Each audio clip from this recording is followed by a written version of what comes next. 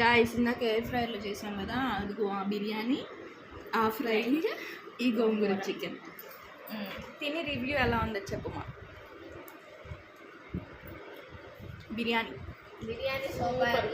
Biryani super వచ్చింది guys. నేను కూడా ఇది ఎప్పుడే పెట్టుకొని తింటున్నా, పొడి పొడిలాడితే సూపర్ వచ్చింది. Next chicken fry.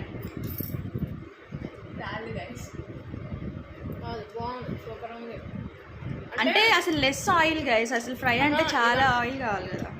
కాదు, నేను ఎప్పుడు ఎందుకంటే మా అమ్మాయిలు గట్టిగా ఉన్నాయి ఎందుకంటారంటే, నేను చాలా మ్యాగ్నేట్ చేసి కనీసం 3 hours పెడతాను.